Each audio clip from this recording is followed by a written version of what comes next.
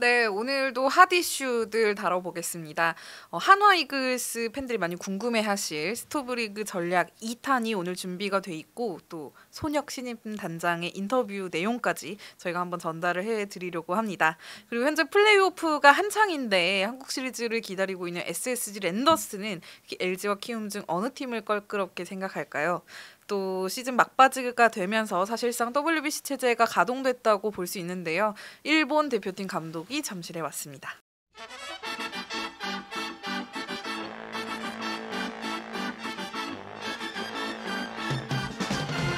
먼저 한화 이야기를 좀 해볼까 해요. 손혁 단장이 이제 새 신임 단장으로 선임이 된 지 한 열흘 정도 지났는데 좀 현재까지의 분위기 좀 어떤지 전달을 해주실 수 있을까요? 네, 뭐 매일 파트별로 회의를 계속 하고 있습니다. 네. 제가 어제 오늘 손혁 단장하고 연락을 좀 취했는데 하나의 내년 시즌 로드맵에 대해서 대략적인 이야기지만 그래도 큰 틀을 확인을 할 수 있었습니다. 첫 번째로 수베로 감독은 뭐 계약 기간 채웁니다. 최원호 2군 감독하고 그대로 수베로 최원호 이렇게 체제로 딱 가고 지난주 이제 논의를 해서 채웠는데 손혁 단장 얘기를 한번 잠깐 들어보시면요. 그동안 하나 이글스 감독 계약 기간 중에 경질 사례가 많았는데 새로 선임되는 인사에 따라 구단의 방향이 바뀌다 보니까 일관성 계획 유지가 어려웠고 아직 우리 구단은 선수 자원이 충분치 않기 때문에 현재 잘 이루어지고 있는 1, 2군간 긴밀한 육성 체제 이 큰 틀을 유지하고자 수베로 최원호 체제를 유지하고자 하고 실제로 최원호 퓨처스 감독 역시 우리 구단 육성 체제의 중책을 맡고 있다고 판단해서 뭐 대표이사와 최근 긴밀한 면담을 통해 어느 정도 입장을 조율한 만큼 조만간 명확한 거치가 밝혀질 것이다. 이제 발표한다는 겁니다. 발표한다는 거고 다만 보통 다만이 중요합니다. 다만 수베로 감독의 1, 2년 차는 감독의 권한 내에서 본인의 색깔을 낼 수 있게 해왔다면 3년 차는 확실한 성장이 필요한 시기인 만큼 국내 리그 경험이 풍부한 코칭 스태프들을 보강하는 작업을 코치도 알아보고 있다는 거죠. 또 단장 중심의 도전적인 선수 구성도 병행해 나갈 방침이다. 네, 사실 이제 이 얘기가 되게 많았잖아요. 그렇죠. 수베로 감독이 이제 3년 계약을 했고 아직 한 시즌이 남았지만 하나가 또 2년 계속 꼴찌를 했기 때문에 뭐 감독이 혹시 교체될 수도 있는 것 아니냐고 여러 좀 추측도 많았고 뭐 예측이 좀 굉장히 많았었는데 어쨌든 좀 못을 박은 셈인데 하지만 또 뭔가 달라진다는 게 구단 입장에서 이전과 좀 다른 기조를 만들어 간다는 뜻일까요? 구단에서 뭔가 좀 더 접근을 해서 구단 색깔을 내겠다는 거죠.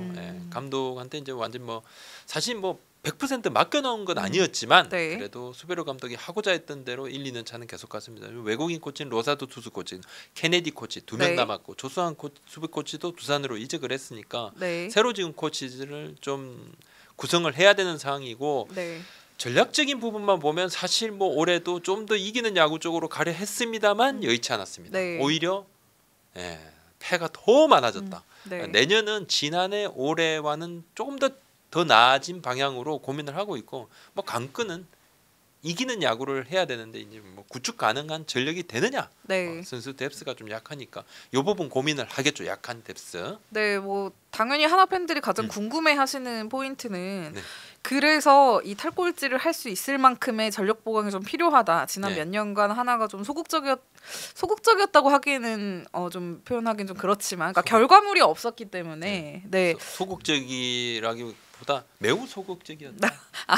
그렇게 좀 봐야 될 것 같고. 뭐 의사가 없었던 것은 아니지만 어쨌든 성과가 없었는데 이 전력 보강이 정말 올해 겨울에는 이루어질 수 있을지 좀 자세한 소식이 궁금한데요. 전력 보강 그러면 이제 FA 트레이드죠. 트레이드는 사실 전력 보강이라고 하기 힘듭니다. 내줘야 되니까 그것이 뭐 돈이든 아니면 뭐 선수든 물론 돈으로 현금 트레이드하면 좋겠지만 지금 현금 트레이드 어렵지 않습니까? 선수를 줘야 되고 아니면 지명권을 줘야 되니까. 그래서 FA가 주로 전력 보강하면 딱 떠오릅니다. 지난해 하나가 외부 FA 영입을 노렸죠. 그럼 뭐 다큐멘터리에도 나옵니다.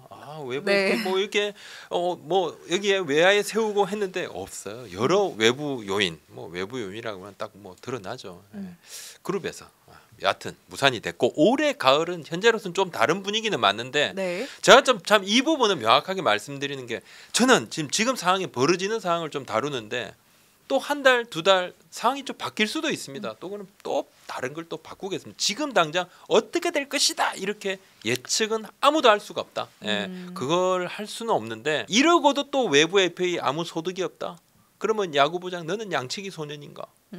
양치기 중년인가? 예. 사실 이제 하나 내부에서도 네. 지금 이제 확답을 할 수 없는 상황인데 네. 그래서 코멘트 그대로 한번 좀 들려드리겠습니다. 네. 코멘트 그대로. 이것은 정제된 코멘트고 하나 구단하고 조율된 코멘트입니다. 그러니까 요 코멘트는 제 그대로 코멘트입니다. 한번 쫙 들어보십시오. 네. FA는 결과로 이야기해야 하는 부분이기 때문에 현 상황에서 모든 부분은 오픈하기는 어렵다. 기존에는 통상적인 절차에 따라서 그룹에 보고서를 올려 컨펌을 받는 행정 절차에 따라 처리했는데 올해는 접근 방식 자체가 다르다. 8월 말부터 대표이사가 직접 그룹 및 계열사를 다니며 설명하고 재원을 마련하는 방안을 강구하고 있다. 좋은 결과를 이끌어내기 위해 대표이사가 직접 뛰고 있는 만큼 단장과 실무는 다양한 전략 시나리오를 수립해둔 상황이다. 이게 좀 쉽게 표현하면 네. 결국은 투자할 수 있는 돈을 우리 마련하려고 마련해 보려고 하고 있다 이 뜻이잖아요. 이거죠. 구단도 진짜 올해는 투자를 해야 된다는 것을 뼈저리게 느껴서 이렇게 하고 있다 이겁니다. 네. 이제 움직여야 될 곳은 이제 그룹인데 그래서 제가 이제 앞선 영상에서 하나의 리빌딩에 대해서 제 나름은 좀 생각을 밝힌 부분이 있는데 이게 뭐 너무 좀 큰 반향이 돼서 저도 좀 당황은 했습니다만 네. 평소에 제가 뭐 생각을 하고 있던 부분이 그래서 이제 많은 부분들이 야구부장이 이렇게 또 열이 받아가지고 설치는 거 보니까 올해 또 하나가 외부 영입을 전혀 안 하려고 해서 야구부장이 이렇게 설친 그것이 아니라 네. 올해는 좀 해야 된다는 그런 어떤 차원에서 말씀을 올렸던 부분이고 네. 지난 여름부터 야구단 최고위층에서 모기업을 상대로 전력 강화 필요성을 설파를 하고 또 지원을 얻어내기 위해서 발품을 팔아온 것은 맞습니다. 단장 이야기도 한 것. 이것이 팩트입니다. 그렇다면 그룹의 투자 의지가 어떤가? 하나그룹은 그럼 투자를 할 건가 말 건가? 지난해 일이 있으니까 하나 구단도 여기에 대해서 말을 할 수가 없죠. 그룹의 움직임에 대해서 누가 말을 합니까? 할 수 없죠. 근데 제가 체크한 부분은 약간의 변화 지점은 있습니다. 네. 예, 지난해하고 지금 조금 분위기는 조금 다른데 또 이래놓고 뭐 안 하면 네가 또 조심스럽지만 네, 여러모로 11월 중순에 이제 네. FA 시장이 열립니다. 네. 하나의 의지를 하나 그룹의 의지를 확인하는 데는 그리 오랜 시간이 걸리지 않을 건데 최종 결정 단계에서 좀 바뀌는 그런 것도 저도 보기도 봤기 때문에 막 지금까지 진행되고 있는 딱 요 상황까지 요 부분까지만 말씀을 드리겠습니다. 네, 아주 하나가 이제 올해도 최하위를 하면서 분위기가 여러모로 좀 처져 있었던 것도 사실인데요. 네. 근데 또 그렇다고 해서 마냥 뭐 안 좋은 부분들만 있는 건 아니잖아요. 지금 가지고 있는 또 좋은 점들이 있어요. 네. 네. 그 손혁 단장이 보면 강한 것을 더 강하게 이게 보니까 핸드폰 보면 이게 본인이 이렇게 문구 같은 거 쓰여 있지 않습니까? 아 거기 쓰여 손혁 있나요? 단장 그러면 그게 나오더라고. 이게 뭐야 이게 문구 보니까. 네, 그게 이제 네. 손 단장이 이제 약점을 보완하는 것만큼이나 강점을 살리는 게 중요하다 이야기를 하면서 뭐 강한 투수들이 많으면 타구를 약하게 만들면 수비가 도움받을 거고 또 타격에서도 투수가 좋으면 부담을 덜 할 수 있다. 그러니까 수비 강화도 고민을 하고 있지만 투수력 강화도 고민을 하고 있고 사실 이제 하나의 타격이 약하다는 건 누구나 다 알잖아요. 그러니까 하나는 지금 다 보강을 해야 되니까 어떤 부분에서 한꺼번에 다 보강하기 힘드니까 2, 3년 포트폴리오를 진짜 만들어야 되는데 네. 그런 고민들을 좀 하고 있죠. 수비도 뭐 수비수 지금 좋은 수비수 좀 알아도 보고 있고 막 이렇게 움직이고 있습니다. 훈련량도 좀 어떻게 좀 조절할 그런 부분들 지금 하나도 큰 변화의 시기를 맞고 있다.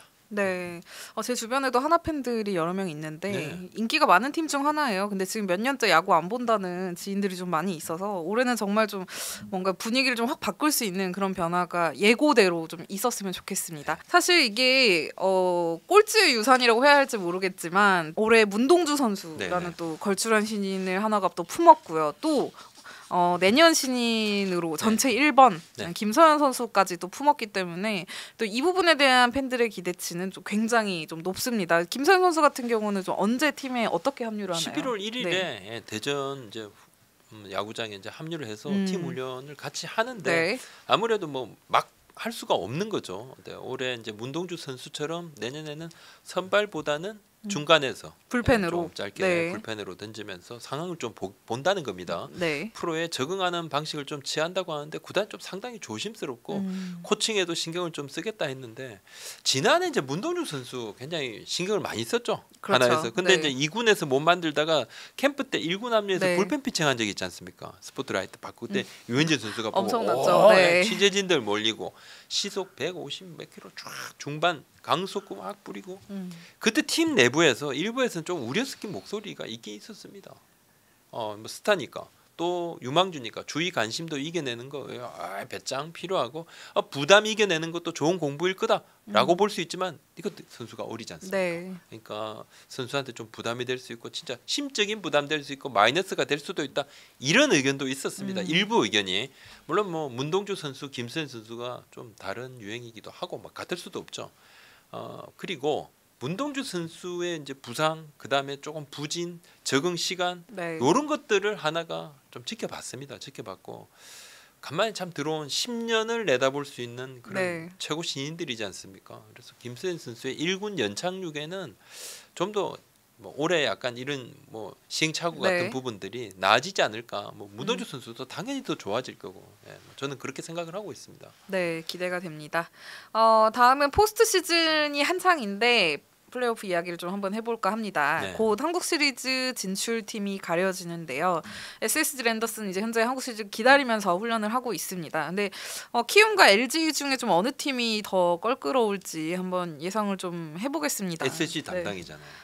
어디를 좀 껄끄러워합니까? 근데 이거는 그냥 정말 객관적인 그런 분석보다는 그 수치에 의해서 그냥 LG가 좀 껄끄러울 수밖에 없지 않나라는 생각이 들어요. 그 상대 전적이 좀 그죠? 확실히 차이가 난다. 확실히 차이 난다. 올해 LG를 상대로 조금 뭐 거의 비슷한 성적을 거뒀고 또 키움은 상대적으로 SSG한테 약했는데 8승 1무 7패, 11승 5패 키움이 그죠? LG는 8승 1무 7패.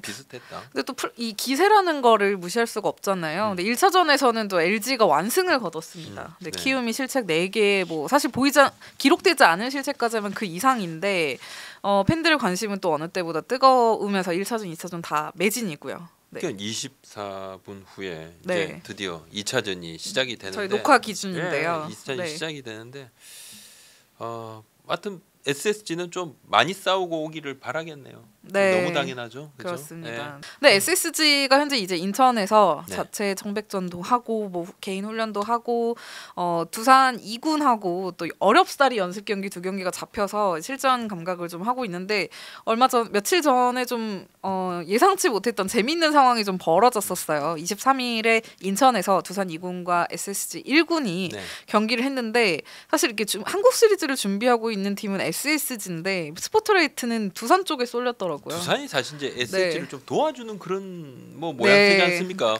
뭐 뭔가 스파링 파트너 같이 경기를 좀 치를 수 있게 그날 이승엽 감독이 가셨는데 뭐 지휘를 하신 건 아니잖아요. 지휘는 이제 2군 선수들 위주기 때문에 이종훈 2군 감독이 하고 이승엽 감독은 참관이라고는 했지만 또 워낙 존재감이 크시잖아요.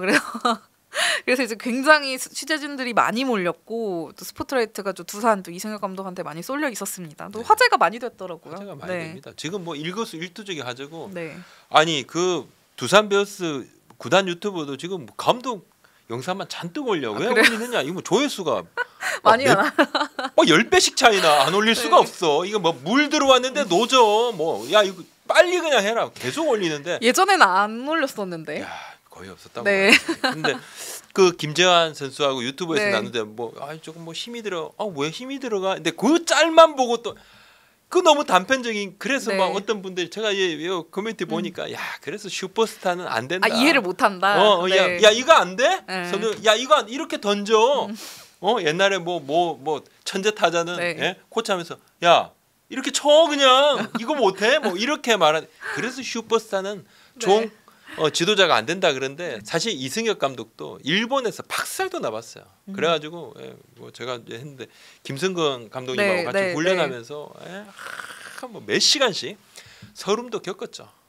뭐 2군 내려가고 막 그냥 안 쓰고 맞아요. 노력으로 올라선 사람이지 태어나면서부터 그냥 홈런 타자 이승엽 아니었어요. 몸도 만들었고 참 타고난 자질은 있었지만 진짜 본인도 밑바닥부터 했거든요. 저는 개인적으로 그런 생각을 많이 합니다. 슈퍼스타 출신 좋은 지도자가 있고 네. 슈퍼스타 출신이 아닌 좋은 지도자도 있다. 네. 예, 그건 지도자 자질은 개인 케이스 바이 케이스다. 네. 그렇게 좀 보입니다. 네. 그래서 이제 27일 연습 경기에서는 이승엽 감독이 이제 인천으로 가지 않고 좀 부담된다. 아마 마무리 캠프를 이천에서 본인이 이거 민폐 너무 끼치는 건가 이렇게 약간 그런 생각이 들 수도 있겠다는 상황이 벌어졌었습니다. 다음은 WBC 이야기를 한번 해볼까 합니다. 플레이오프 1차전이 열렸던 24일 잠실구장에 또 주목을 받았던 또 한 명의 인물이 있는데요. 바로 구리야마 히데키 일본 WBC 대표팀 감독이었습니다. 일본 대표팀 관계자들과 같이 한국에 왔는데 뭐 전력 분석을 위해서였겠죠. 뭐 한국 도와주러 온 사람인 줄 알아서 하도 환대를 하길래 아니 뭐 총재님부터 뭐 관계자들 뭐 환하게 반기면서 뭐야 용병 데려왔어? 아니야.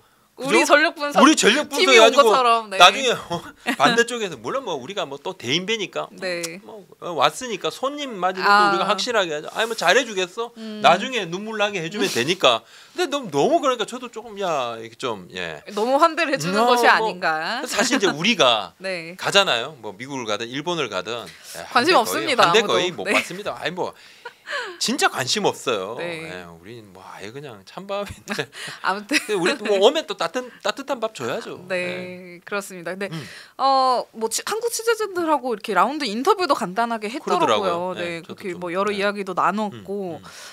근데 일본이 이번 WBC를 굉장히 좀 심도 깊게 준비해서 원래 대표팀에 좀 진심인 나라이긴 하지만 역대 최고 전력을 또 꾸린다고 하고 미국도 지금 뭐 메이저리그 타자들이 줄줄이 나오잖아요. 근데 우리는 좀 어디까지 진행이 되고 있는지 궁금합니다. 우리 진행된 게 거의 없죠.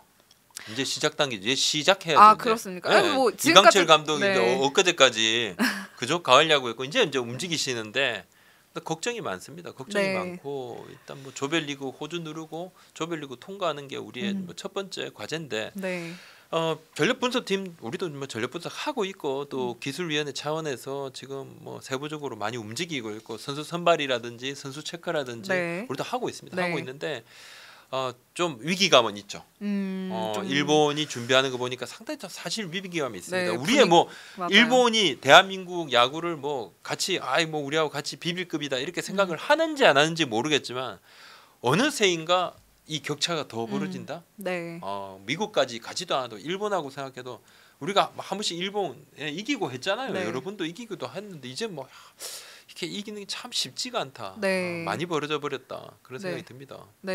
구리야마 감독은 이제 경기 중에 한국 취재진들하고 인터뷰를 한 자리에서 한국 야구가 저력이 있다고 하는데 좀 직접 그 현장에 와서 한국 경기를 좀 보고 싶고 분위기를 느껴보고 싶었다고 이야기를 했습니다. 근데 좀 인상적인 부분들이 그 메이저리그에서 뛰고 있는 뭐 한국인 선수나 KBO에서 좀 활약 중인 좀 핵심 대표팀에 이제 차출된 선수들에 대해서도 좀 굉장히 자세하게 알고 있더라고요. 이정우, 김현수 선수 이야기도 했고, 그죠? 또 김하성 선수 뭐 이미 여름에 가서 체크를 하고 왔다 그러고. 그러면서 대표팀 합류가 유리한 한국 선수들 이름은 다 파악을 하고 있다. 그러면서 이제 한국 불펜진이 강하다 이렇게 평을 남겼는데, 그러니까 뭐 우리 뭐 선발하고 방망이 사실 뭐 크게 고민 안 한다는 건지. 또 불펜이라도 강하니 우린 좀 장점은 있다. 근데 걱정은 좀 돼요. 개인적으로 걱정도 되고. KBO에서도 준비를 많이 한다고 하고 WBC에 우리가 올인하다시피 하는데 걱정은 좀 됩니다. 저도 과거 WBC보다 이번 WBC가 워낙 좀 상대 팀들이 화려해서 기대도 되고 또 우리 대표팀 어떻게 준비를 할지 앞으로 좀 이렇게 좀 오히려 좀 더 오픈을 하면서 좀 팬들의 관심을 좀 끌면서 준비를 더 했으면 좋겠어요. 가을 야구 이제 조금 좀 정리가 되면 그죠? 끝나면 한국 시리즈 끝나면 본격적으로 WBC 쪽으로 쫙 좀 옮겨가지 않을까 이렇게 생각을 해봅니다. 오늘 저희가 준비한 핫 이슈 여기까지입니다. 고맙습니다. 감사합니다.